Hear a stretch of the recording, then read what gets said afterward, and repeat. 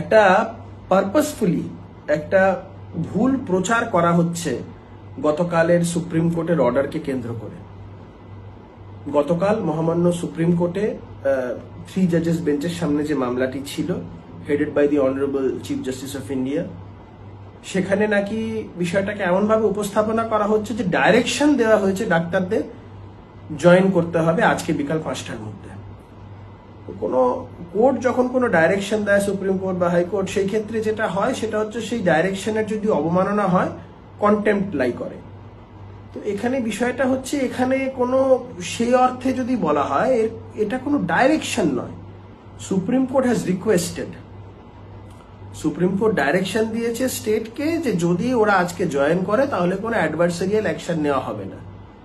আর বলেছে যদি জয়েন না করে, সমস্ত আমরা যা যা ডাইরেকশন দিলাম সেগুলো করার পরেও যদি তারা জয়েন না করে, অ্যাডভার্সারিয়াল অ্যাকশন ফিউচারে হতে পারে। তো সেই ক্ষেত্রে খুব স্পষ্টভাবে বলার দরকার যে প্রচারটা করা হচ্ছে সুপ্রিম কোর্ট নির্দেশ দিলেন জয়েন করার জন্য ডাক্তারদের, বিষয়টা একদমই সেরকম নয়। অর্ডারটা পড়লে, প্যারাগ্রাফ 18টা পড়লে, টোন অ্যান্ড টেনার বুঝলে সেটা স্পষ্ট হয়ে যাবে।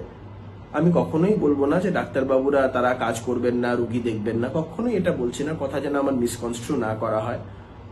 ডাক্তাররা তাদের কাজ কর্ম, তাদের অব্লিগেশন সম্পর্কে তারা যথেষ্ট ওয়াকিবহাল।